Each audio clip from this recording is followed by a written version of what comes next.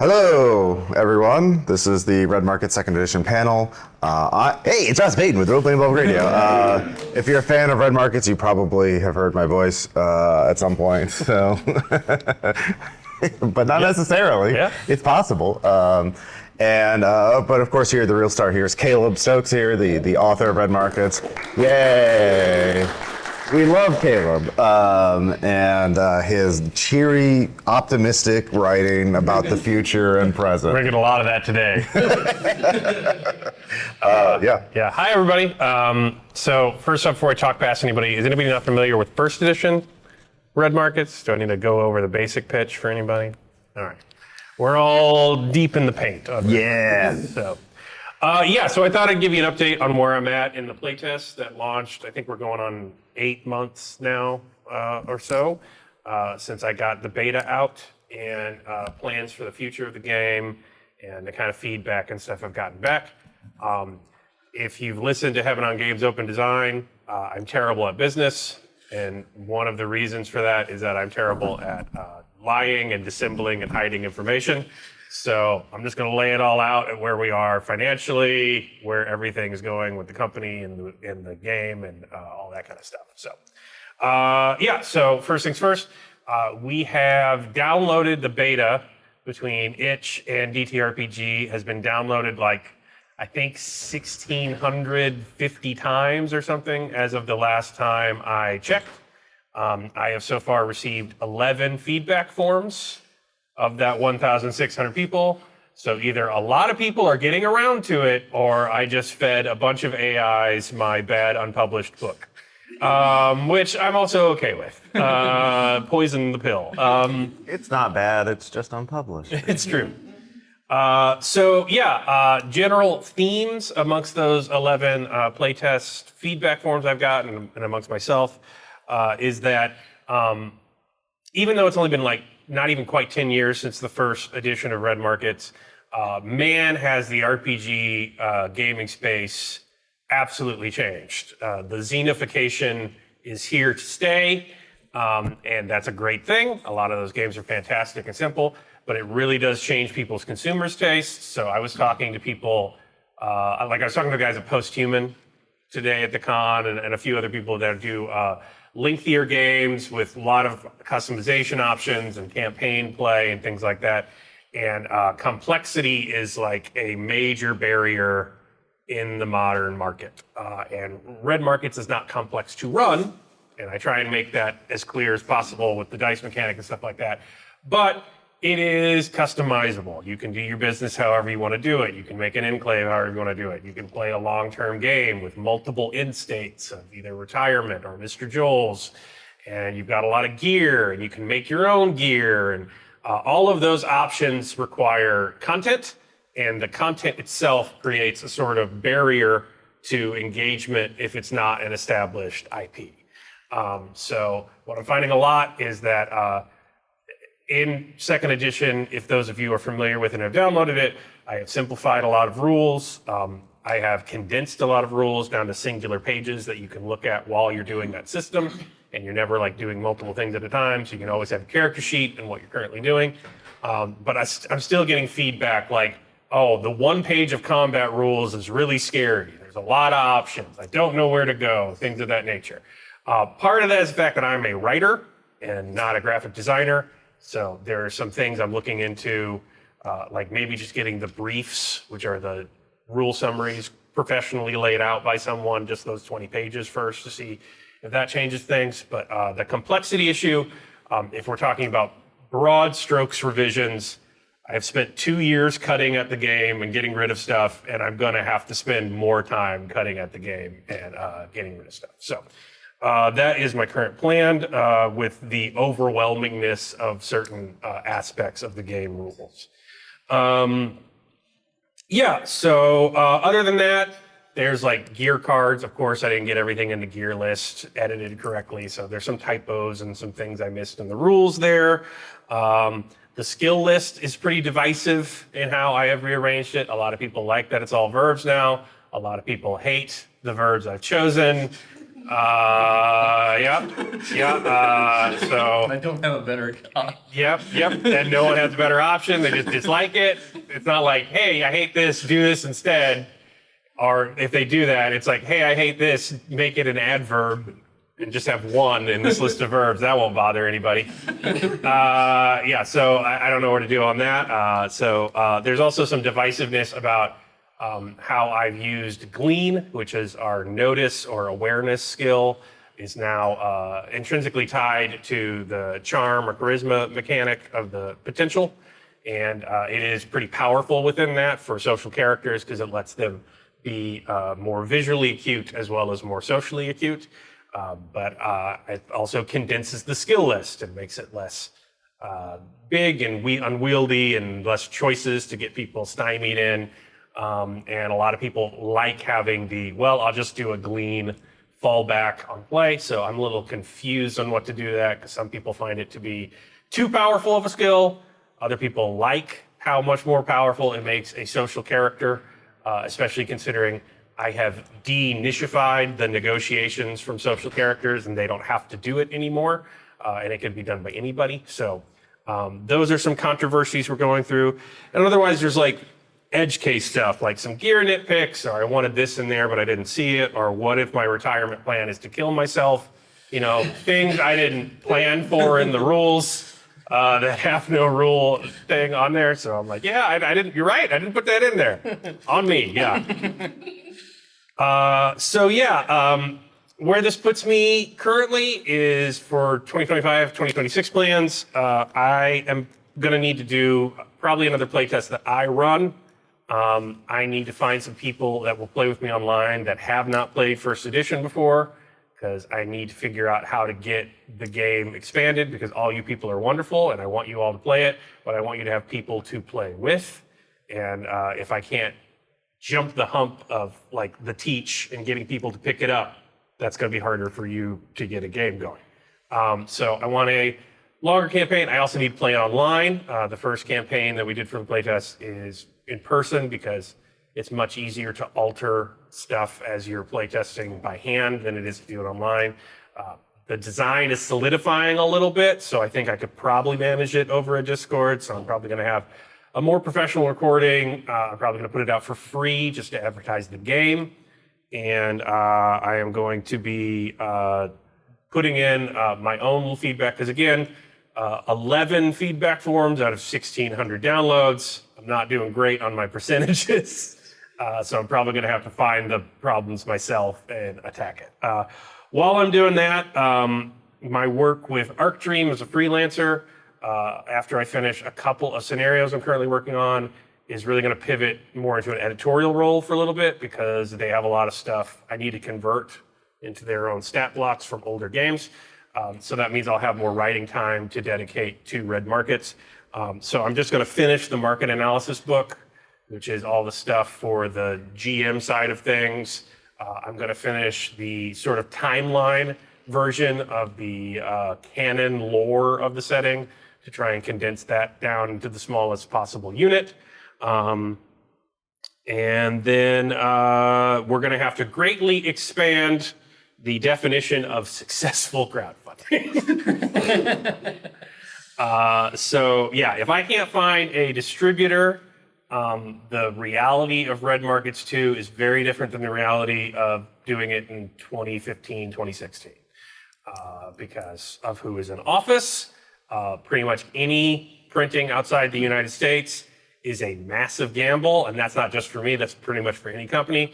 Now, if you're Asmodee or you're something huge, like you can maybe bet that Donnie will feel okay that day and the tariff's just 10% instead of 150. As a guy who's doing this to put food in his mouth and pay the rent, I cannot, put it all on that psycho. So it's going to have to be printed in the United States. That ups the print cost enormously. That ups the shipping cost for international backers enormously, because the United States shipping, due to its reliance on private couriers, is astronomical compared to almost every other country to get it out. So the money-wise for the game, the original Kickstarter did like 72 grand, and I think we'd probably need 100 grand to do the same amount of book with the same art, just in terms of how much more expensive things have become as a result of the modern world conditions. But we can do something smaller for less than that. So I think I may go back to a ransom campaign, in that if we make this minimum viable money, I got a text document. There you go. Everybody gets it. Because I do want it to be a game that exists, regardless if I can get it out as another full color hardback again. And then we'll move up from there. Like, obviously, more money, I would get it professionally laid out. I would get it professionally laid out with expanded content. I would get it professionally laid out with our reused art assets, which in themselves will take quite a bit of Photoshop and Adobe work to get adjusted to a new format. And then past that, we could get into the dream stuff, which is like new art, or it is a POD black and white book, or it's a POD all print options, or it's hardcover. And then the astronomical goal would be another full-blown print run, which I think in the original we hit at about $40,000, and I'm not sure that would swing it anymore. So yeah, it's going to be a campaign that has probably a pretty low initial goal when I launch it. And it could be everything from a PDF or a plain Word document to another full-blown book. But that's a little difficult depending on which crowdfunding source you use, because Kickstarter doesn't want multiple deadlines. Like, if we went all the way, that'd be cool, but now I got to commission a bunch of new artists and wait for that to come in. And that's going to make the timeline much larger than, oh, thank God, I made enough to justify throwing 2,000 hours of my life after this, which I will never make that much, but I'll tell myself I made that much. And then it could be out the day the Kickstarter meets. So yeah, structuring that's going to be a little odd. If I find a distributor or a publisher that has an infrastructure that it's going to make it easier to do this at cost, that will change things, obviously, and I would have to change the book to meet their guidelines, obviously. And I'm shopping around for that, but if it's like, I don't want it to be about zombies or lose the communism stuff, I'm gonna be like, yeah, no, I'll just put it online for free, shut up. So I have a limited range of things I'm willing to compromise on that front. So that is where I'm at currently with second edition. Does anyone have questions or comments or anything else they would like to know? Yes. I apologize that one of my players is the reason why you have to explain that, yes, you can kill yourself. I mean, it's fine. I didn't consider it. Yeah. This is maybe just more broader trends and economic things. You're probably not the only people telling their fans, hey, everything has gotten more expensive in regards to future projects. Yeah. Things don't change. Do you think there will possibly be a major shift in the RPG scene? Like the big honking book slowly goes away? I don't know. Like, the thing is, it's so remarkably resilient as a form. Like, the big honking book has been the driver of sales and still is. Like, and I'm not saying like, and when I say zenification, I don't want it to be seen like I'm against that in any way, shape, or form. I'm not. But the attention hogged up by those big books, like getting your Daggerheart, getting your 5e, getting your your Pathfinder, your big book. The landscape and the attention economy for that is so condensed compared to what I initially came in to, because we still had zines back in like 2015. They were still doing like smaller press, one-page games, things of that nature. But the widespread one-shot only or no character advancement RPG is now by mass the majority of the market. It is not by mass the majority of sales by any means, because the big full-color fancy hardcover book is still like the driver of most companies. So it's very odd. Like, people will, and it's very much like consumer research nightmare. It's like, I hate how big it is. I hate how long it is. I hate how hard it is to learn. I can't do a campaign. I can't get people together. Make it shorter, make it simpler. And then you're like, cool, what's in your bag? And it's just like, oh, this. And it's like an 800-page tome with all the expansions. And I'm like, did you buy anything else today? Like, that guy has a game on a bookmark. Did you buy that? No, I didn't buy that. I bought this big. And so, like, you're very much at the, like, well, do I go by what you say? Do I go by what? Yeah. So I can't tell you what the industry is going to be. I will say it's going to be different. I don't think that, I don't know if the big book's going away, but like you can see already, like Diana Jones had less people at it because less people can get in the country. We lost Gareth Ryder Hanrahan. He didn't get to go to the panel this year because I wouldn't want to go through ICE either. There's tons of people in the board game space who are just like holding their breath, or the phrase I hear a lot when I talk to insiders, keep your powder dry, because like no one knows what the tariff's changing. I worked with a pretty large company, Exalted Funeral. They did Dolmenwood, so I did some editing on that project, and that's $1 million Kickstarter. And they lived in the nightmare that I have of every Republican administration, in that they printed $1 million worth of books in China. Donnie gets in, that is now $4 million worth of books, and they have $1 million worth of money to pay for it. And then it changes the week after that, and then it changes the week after that, so I think it's going to drive a lot of weird stuff that we don't quite have predictions for yet. Well, I think also for like the big book, it's changing on the inside too. Like if you look at like Fifth Ed D&D Player Handbook from 2014, and then you look at Mythic Bastionland, which is a similar like physical dimensions, but it's like here's 20 pages of rules, and then like here's a bunch of cool evocative like myths and knights, and that's it. And so instead of being like the college textbook of D&D, which is, here's 200 pages of spells, and that kind of, and they're very dense. And so I think the big book as a form factor, I think, is here to stay, but like how it is presented, not just Mythic Bastion, but I think books like Wild Sea are sort of changing like what is inside the big book. So yeah. And even within the big book, you're going to get those contradictory, like, consumer reports. Like, Mythic Bastionland is literally 95% lore, I guess you would call it that. It's not, it's very much improvisational prompts, but the majority of the book is the lore part. And, like, every time I talk about Red Markets, I pitch people, it's like, oh, there's too much lore, there's too much backstory, there's too much... What I've had reviews of Red Market say, the most well-developed zombie setting I've ever read. Why did they write all that stuff about the back? I'm like, you can't have it both ways. It's either well-developed or it's not well-developed.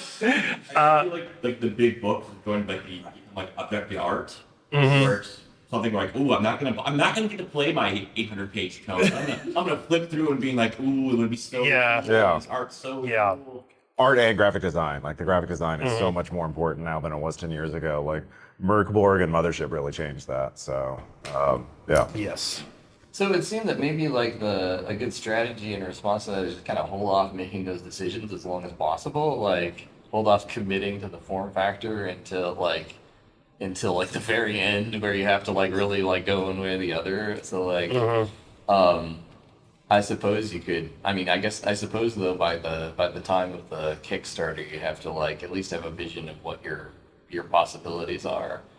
Yeah, and that's an excellent point. So I was talking with Adam Jury about that, and we were talking about, and like there is a point. Obviously, you want to do that because he was talking about he likes to be consulted when it's at the Word document phase, when we can change whatever we want, when this column needs to be half as long and this needs to be twice as long, and this needs, because he's consummate layout artist. It's very much about filling the page, and sometimes you alter the content to fill the page. And that's his favorite way to comment and like add to a project. But we were also talking about, you can't do that in playtesting anymore. Like the people in this room are alpha gamers. Like, oh, it's in a Word document. I got to find it in a weird place. No one's ever touched it before. I'm going to go to Kinko's and spend $50 to print it out. Like we're freaks compared to the average gamer now. Cause like they want it fully laid out, fully handoutable, like graphics for all of the stuff that you're doing in the handout. And I get that because that's part of the way that RPGs have advanced over the years is an information architecture. But now you're hemming yourself in. Now it looks that way. Now it needs to be this dimension. Now it needs to be, So yeah, that is again another sort of paradox of it's good to keep your skates on, but after a certain amount of time, if you don't pick a format and sell it that way, you can't even get people to like come on conditionally for free. Yeah. With the play space shifting towards simpler games and simpler systems like Powered by the Apocalypse, what's your take on it? Do you think that it's healthy for for the overall market, or do you think that it is, it will eventually get detrimental? Oh, I don't know. Well, I don't even know if they are getting simpler, like, because games like Lancer are thriving. There are a lot of very complex games that are coming out and doing quite well. I think it's just different in how they approach complexity. Like Lancer is like, role playing's all this free form, very easy stuff, and then there's the war game, and like, so I think there's different like bracketing about like how you have different game elements in there. So I think, and Powered by the Apocalypse isn't that rules light. Like it's actually a lot of that stuff's under the hood, so to speak. But like, there's a lot of complexity in this game design. Yeah. Yeah. Yeah. That's the other thing. I wouldn't call it like simplification, but like there's a GURPification, I guess. And I don't think that's accurate to like actual GURPS, but like people want to learn a system and they kind of want it to be applicable to multiple things with a few tweaks. I've seen a lot of that with Fate. I've seen a lot of that with Powered by the Apocalypse. I've seen a lot of that. So there's some of that, but like in terms of like detrimental or healthy, I don't know. I think the market's going to tick along, and I think if modern economics have taught us anything, markets don't care if they're healthy. Like they care if they're ticking along and NumBy go up. So I wouldn't put it that phase. I think those games are fantastic. I think PBTA changed the industry for the better. I'm enamored with the design people do on those playbooks and all those games like that. I don't know where it's going to land, because again, you're going by what people say, but then you look at the numbers and it's like the 1980s again with what people are buying versus like what they say they want, and there's a big disconnect there. So this is sort of a meta question then. Like, where are good sources of like information for the industry? Like, where do you get like ideas of like what's selling and like what trends are? Just ask me. I'll tell you. Go. yeah, I don't do trades or anything like that. I mainly go around and be like, hey man, what's going on with you? a lot of stuff. Yeah, I wouldn't call it scientific information gathering. There's a couple sources. Rascal News is pretty good. Yeah. If you join there, they have an active Discord. Like, actually, right now is you have to find the right Discords. Like, there's a couple different ones. Like, if you're in OSR/NSR games, NSR's New School Revolution. That's games like Fist and stuff like that.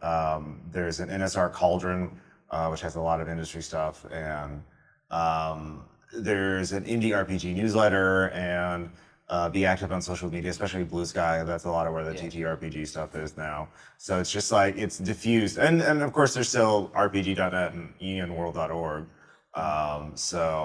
But yeah, I would start with Rascal News, and join their Discord, and kind of go from there. And then like whatever games or things you're interested in, like join their Discords and sort of lurk there at least. I pick up industry news from like half a dozen different Discords. There's like one RPG Discord that has industry news. It's like, yes, please give me the gossip, so. Yeah, and I'm looking a lot, I look at people in the Red Markets Discord that try and get people to play Red Markets, and I'm also like pretty involved in the Quinn's Quest Discord now, and I find that very interesting. Because he recently did the Impossible Landscapes review, which drew a ton of people to Delta Green. And like, I thought that review was fantastic, and I thought Quinn's review of God's Teeth was some of the most insightful criticism I've ever had.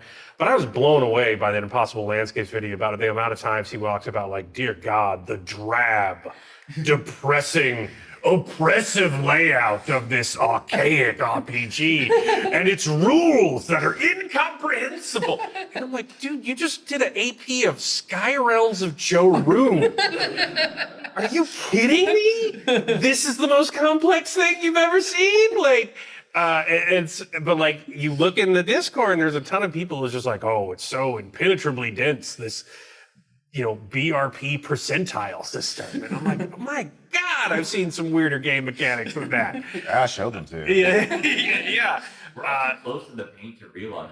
Yeah. Like, the books have changed or whatever, but like, his criticisms aren't wrong, but also like he's praising them. It's like the sanity system is like, oh, it's not maybe. Yeah, no, I thought it was but at the same time, it's like, I remember back when it came out, it was. Yeah. It was like monumental what they were. Yeah, no, I thought it was a fantastic review. Like, I'm not complaining about the content at all, but like, talk about alpha gamer Quinn's. Like, you've seen this before. What are you talking about? But like, he's talking to an audience that has not, and they regard it as that, like a roll under BRP percentile system is now rocket science compared to some for some new gamers. So like, that is something you got to consider when you're trying to sell a game. Yeah. So, I'd like to, having played Red Market's first and second edition, what are some of the things about first edition that like I need to do a second edition? Like, what are the things you wanted to like tackle? Oh, like why I? Yeah. What I'm trying. Oh, yeah. Negotiations, obviously.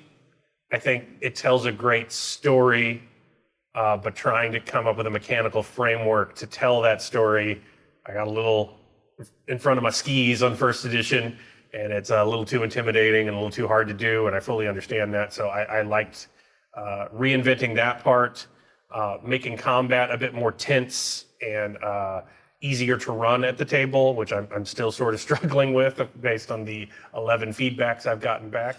But I do think it's far superior, both with the casualty combat and against the regular people combat.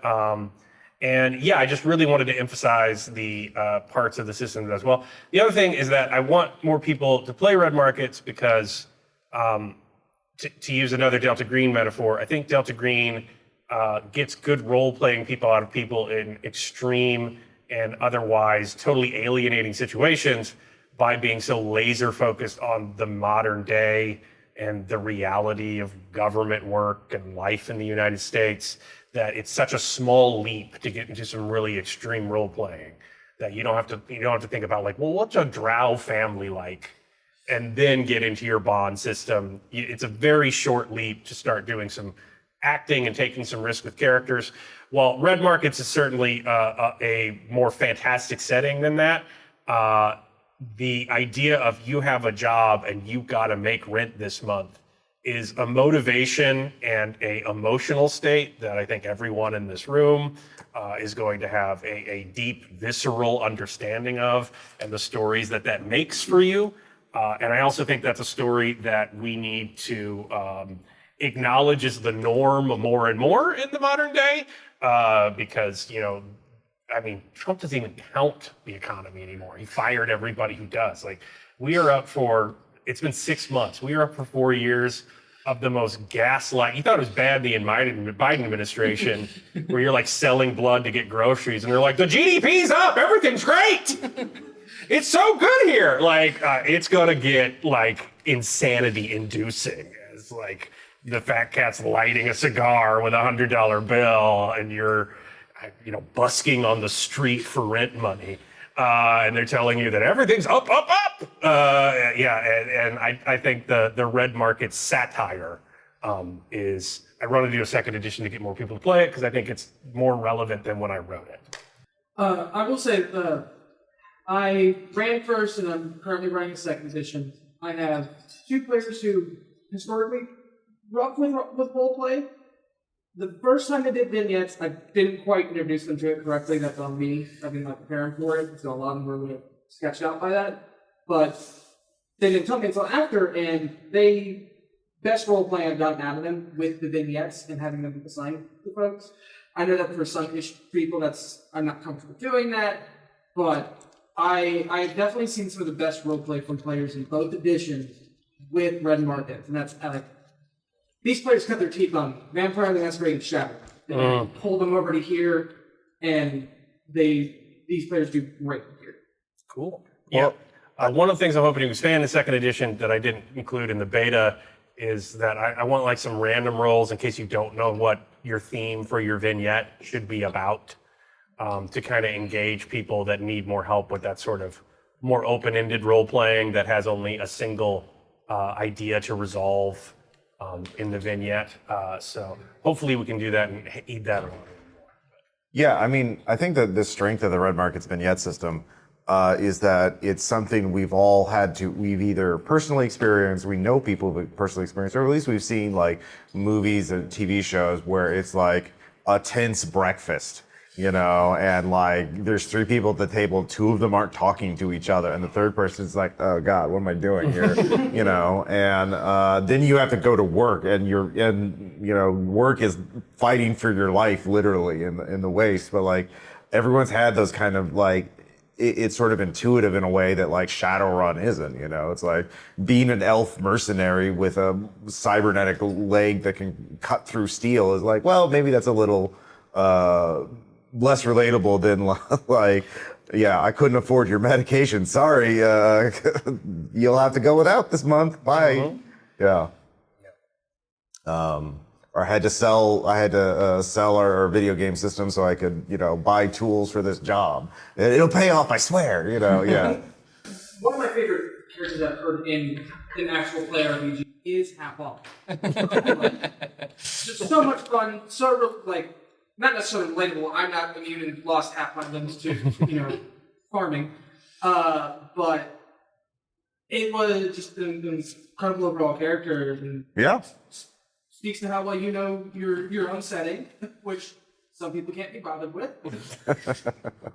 Yeah, I mean, divorced dad trying to make alimony in a brutal job that is killing his body is an American archetype, as old as the cowboy. Yeah. So yeah, it's about, and it's not like you can't do that with elves, but it's a bigger lift. It's a bigger lift on the market and our GM's part. Yeah. Well, so kind of coming off of that, the couple of times that I've tried to pitch Red Market to somebody and have them not want to pick it up, which is not like most of the people I've picked with it are into it. But a couple of people who passed on it have done so because they said they felt it was too grim and too realistic. They're like, I got kids, I don't want to think about this when I'm sitting down a role-playing game. And so one of the things that I kind of hope, to go forward in second edition is maybe a little bit more tools for boom games. Because like, I feel like you're like hardcore Red Markets fan is like, yes, let's go bust. More bust, please. Yeah.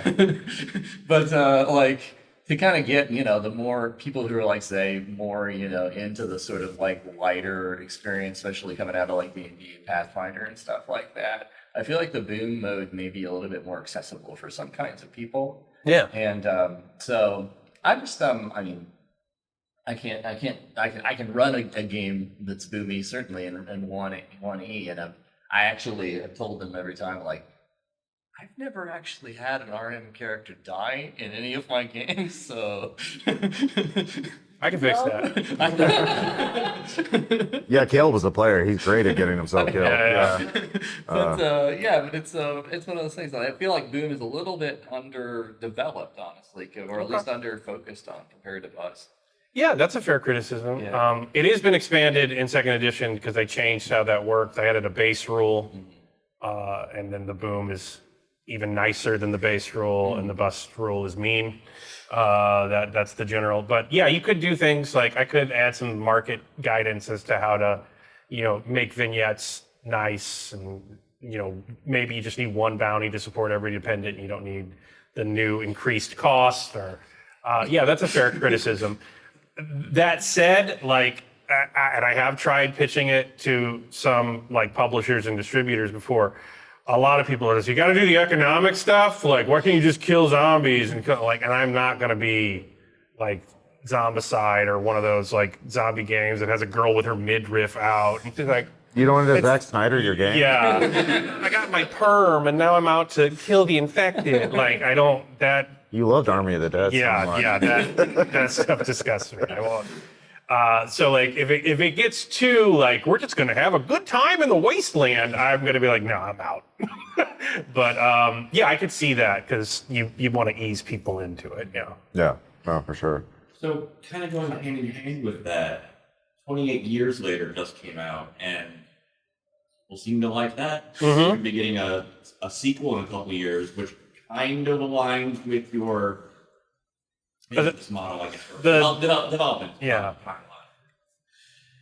And that's known for being Yeah. like super grim stuff. And that you've been very open to how that was an influence on your stuff. Do you think that might change public opinion of what we want our zombie stuff to be? It could, certainly. I haven't seen the whole movie yet. So a tornado hit while we were watching it, and I couldn't finish it because the lights went out.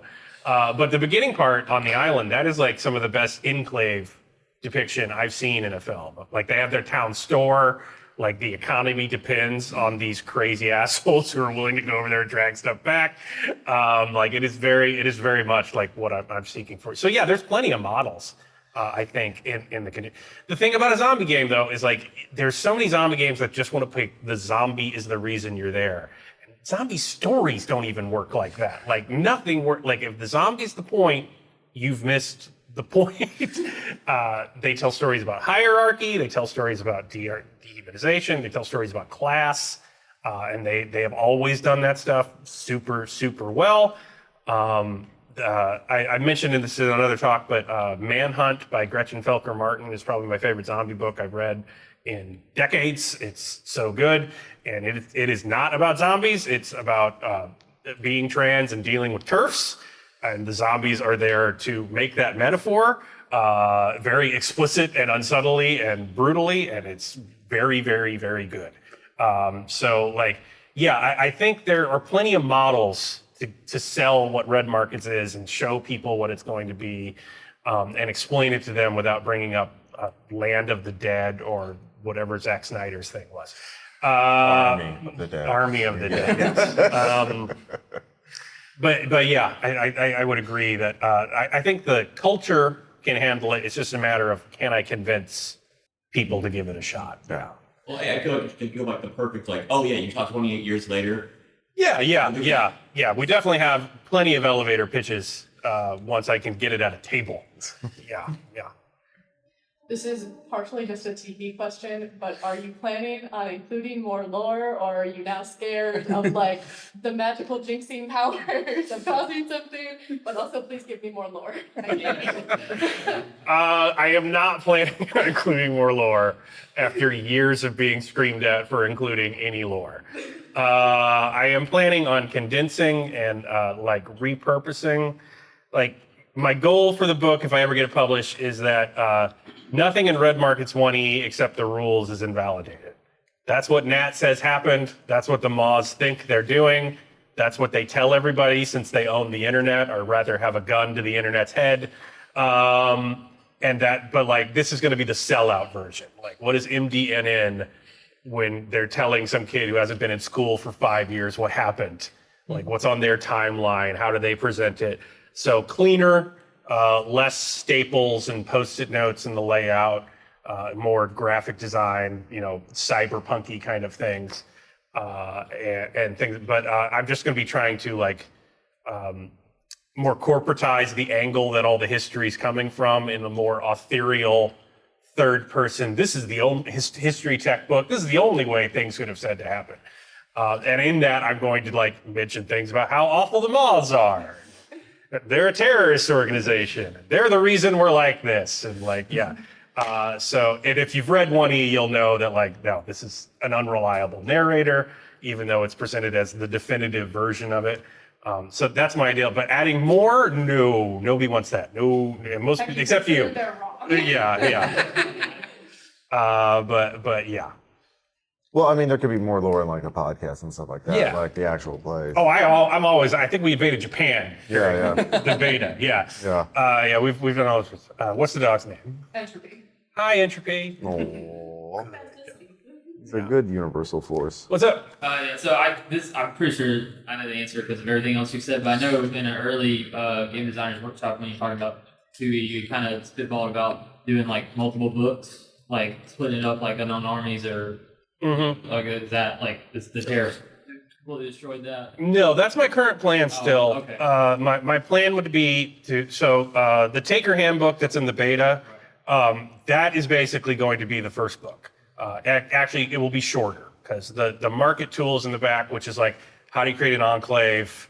How do you create a score? What are the parts of a contract and a job? Stuff to teach you how to do the GM side of things. I had to include that obviously for the beta, but the goal is to cut that off so that the taker handbook's like 200 pages max. Then you've got a market tools handbook that is going to be how to create an enclave, all of the lore. I'm going to try and condense it down to like 20K. How to do vignettes, tips on how to do every component of a job, and stuff like that. And that will also be like 150 pages. And then the goal for legs is I want to take the old D100 list and make a POD shift schedule book, because that can be printed without art on cheap paper in 6x9, and almost every single description in the first D100 would fit there.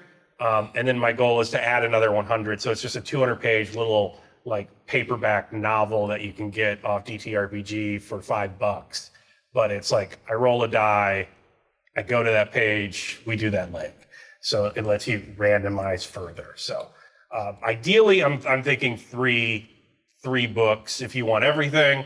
But if you don't want to listen to me ramble on about how it came to be zombies, you just get the Taker Handbook. If you're running the game, you get the market analysis book and the shift schedule little POD to help you out. And then I would hopefully at that point start updating all our supplements like Elevation and Le Corbusier and Trabajo, because the skills are really the only name difference. And you got to add a little bit in how you present like the contract of like what the negotiator is going to use to try and up their price. But otherwise, there's very little conversion needed between first and second edition. Like I could vibe it out if I was trying to convert something for first edition, and I think most people could. But so updating those would be our like final step in that process. But yeah, ideally 2 books, 3 maybe if you don't want to make up your own legs. Yeah. And then like I know it was stuff that you guys had worked on, and is there anything still going on with the war rules and the war stuff? Jason had a kid, so that gets in the way of a lot of stuff. Yeah, I'd be interested in it. I'd be even more interested in it now because now it still uses the old negotiation mechanics, and now it's just for war. Which I think if that's complex, I'd be happy telling the players, well, you started a war. Yeah, I'm sorry the mechanics got harder. That's why people typically avoid them. I would like to see that done. Yeah. And then just to throw out, I would love more lore, and I played first edition this morning with 2 people that had never played before and 3 people that had played before, and every one of us told them how great the lore was, including the market was the guy that wrote Elevation, so and then they were like on pins and needles, wanting to know more about the lore as we were playing the game. Oh, cool. Yeah. I mean, I know that's anecdotal. I'm just saying. No, I thought I did a great job too, but we're in the minority in this room. Yeah.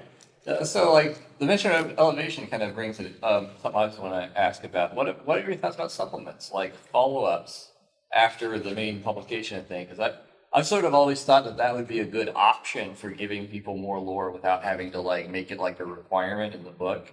We've had a lot of discussions on the Discord about, like, producing, like, fan supplements to, like, say, expand some of the, like, believer cults or do, regional, takes on different areas of the laws and stuff like that. That wouldn't have to be, like, canonical necessarily, but just, like, ways of giving people more lore and stuff. Yeah, I mean, we're already Creative Commons. I'm probably going to open up the IP for it a lot more if I publish the second edition and do something more akin to like a Mort board.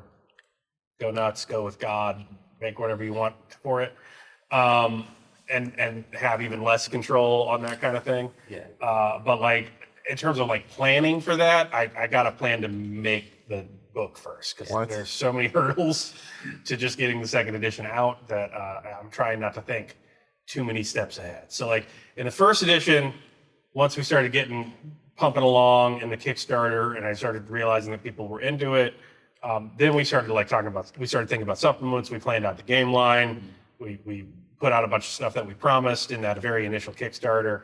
Whereas now, like every stretch goal is going to be like, make the thing we're putting out better. And it's all focused on that core book, and we're not going to add anything else until later. So it's just it's a cart before the horse question for me now.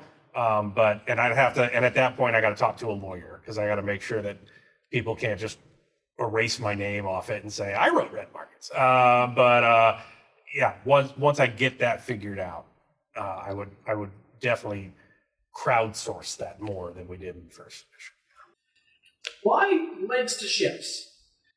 I got tired of people making fun of me for getting shot in the legs, taking on legs, giving me pins about legs, leg jokes. And so I wanted to be a little bit more definitive of like, you can get shot on the leg, journeying is a shift, and I wanted to make it a little bit more clear.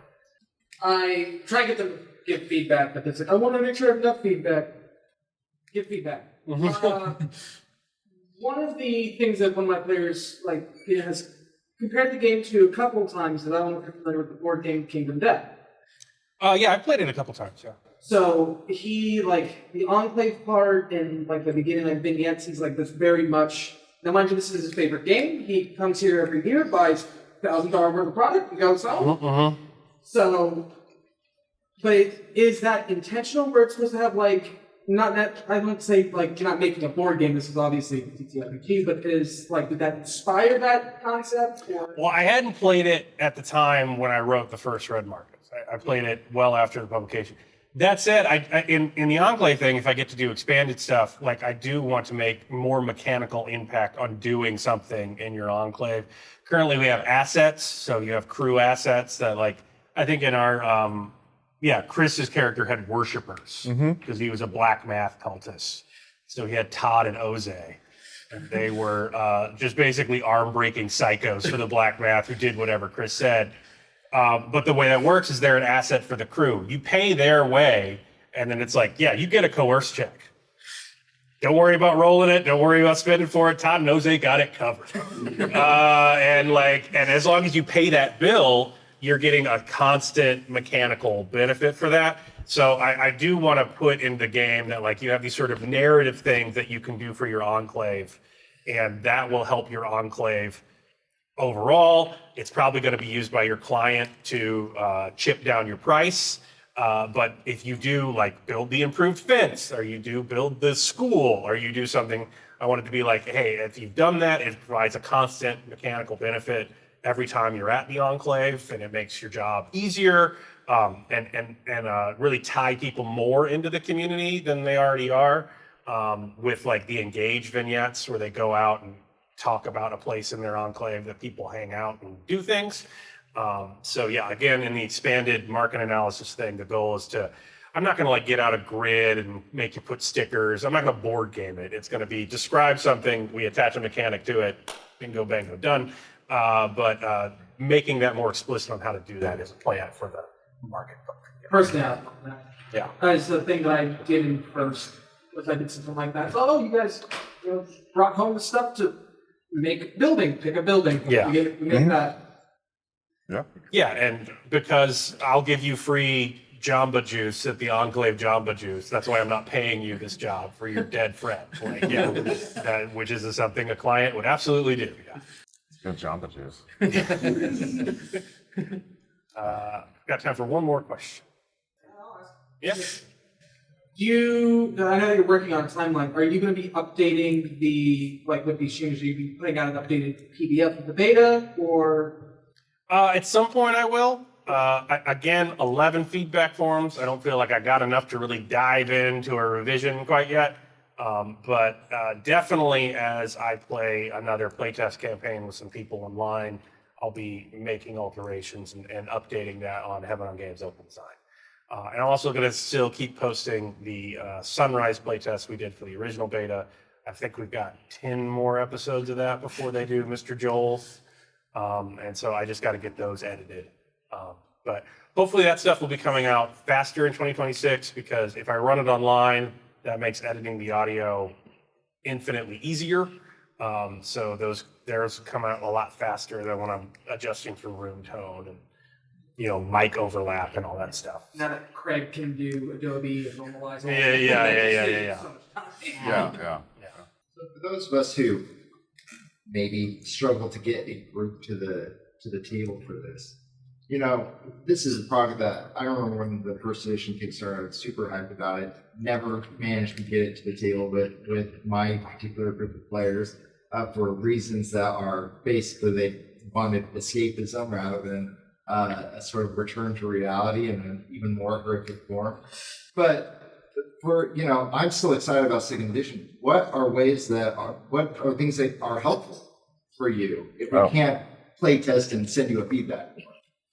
Oh, in terms of, reading, but I mean, if you want to try and sell your players to it, like, emphasize that they can, like, pick where it's set and have some extraordinary plays. Like, imagine, if it's too grim from, say, we're going to set in Las Vegas. It's going to be wild. Like, it's going to get weird. The eye is there. It still works. Nobody knows why, There's live stream gambling death matches. It's going to be crazy, So anyway, but in terms of feedback for you, yeah. Reading it would be good. I would accept that. That'd be great. I get the pitch. I don't think the pitch is going to get easier in the modern economic landscape.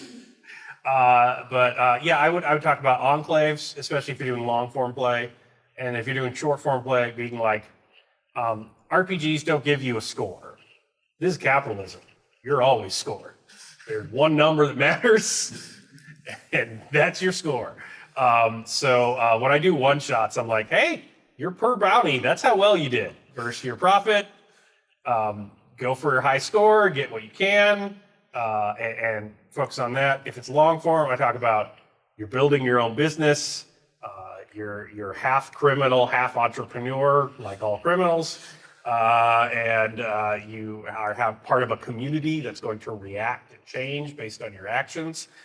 And that sells it a little bit more than like the grinding despair of capitalism, which can creep in slow. You can bring that in after they start playing. Yeah. How do we help you? How do you help me? Getting other people to read it and try. If you read it yourself and you have questions about mechanics or thoughts about mechanics, I'd love to hear them. You don't even have to do the feedback form, just send it to the same email address. That'd be great. That would be helpful. So just talk about it, get people to look at it, and then I'd love to hear your thoughts as a reader. Yeah. Oh, and if you want to play Red Market Second Edition, I regularly run games of it on the RPPR Patreon. So sign up for the Patreon, and I'll run a game this month, in fact. So yeah. Yeah. I'll set it at a gaming convention, or like at the aftermath of a gaming convention, it'll be very not based on anything here. No, don't worry about it. Yeah. There are also people in the Red Markets Discord who are always looking for groups and stuff like that. So if you're not involved in that, it's a really great place for discussions. And there's like a feedback channel too on that, which should not take the place of feedback forums, but it is a good place for like short form comment on like one sentence or something, especially things that like maybe people don't understand. Like there's a lot of like people, kind of helping out, clarifying rules and stuff like that, and how it looks to play. This work. People who run actual play podcasts are always looking for new players to play various games they don't typically get to play. Yeah. Talk to them. Want to play. And that helps Caleb. Yeah. And if you can't find any copies of 1E to indoctrinate your people to get them interested in 2E, talk to me. I can find you copies. All right, we are probably. Yeah, we're at our time. So thank you everyone very much. Yeah. Appreciate you coming out. And have a good con. All right, bye.